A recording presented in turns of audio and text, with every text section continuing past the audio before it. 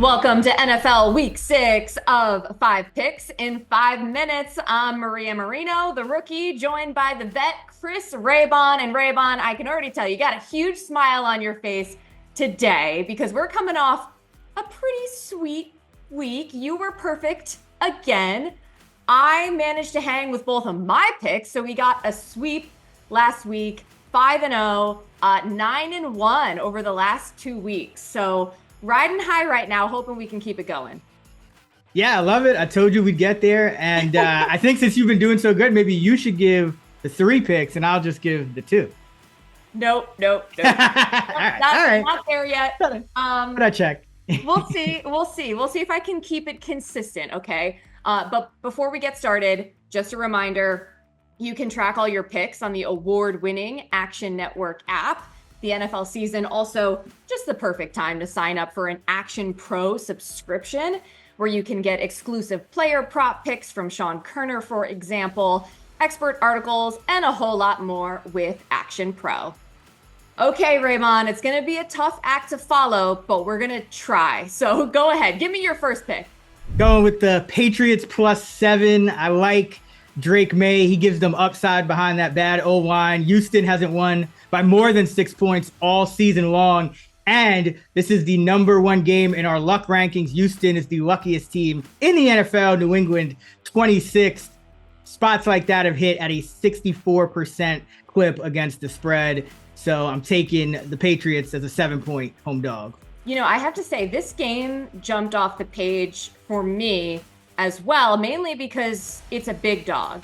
And that leads me into my pick, because I'm once again going with a pretty big underdog here. I'm going to take Washington +6.5. Washington was good to me last week. Hopefully they can do it again. But we've been hearing about it all season. Underdogs of 6+ points are 16, 2, and 1, or 89% against the spread so far. And that stat, as per usual, courtesy of Evan Abrams. So it's a little scary, right? These are 2 of the best rushing teams in the league, 2 top 5 offenses overall. Ravens have the best rushing defense, but the second worst passing defense. So I'm hoping Daniels can maybe take advantage of this in some way, shape, or form. Also, over the past 4 seasons, we always talk about Lamar, 7-18 ATS when favored by more than 3 points.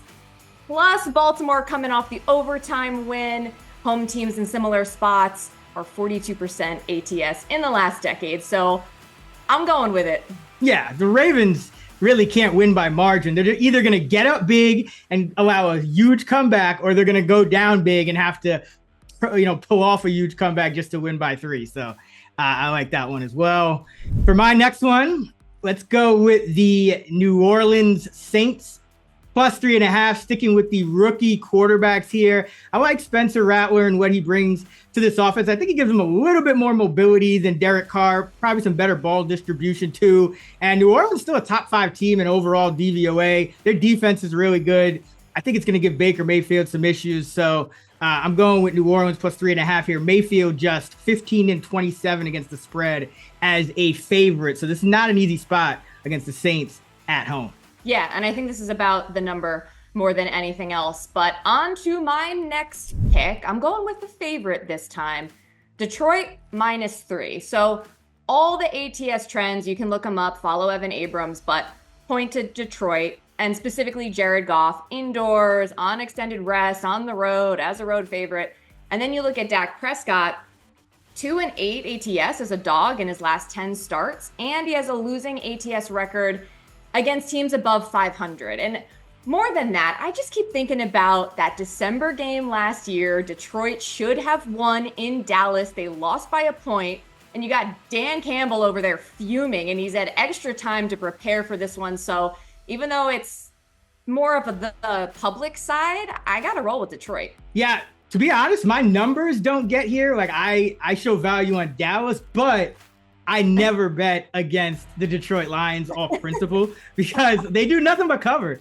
So I can't hate on you. And you're right. Dan Campbell he's got like 5 offensive linemen just waiting to report in as eligible right now. He's going to report like 10 eligible linemen. It's going to be crazy. So I can't knock you for rolling with the Lions. All they do is cover.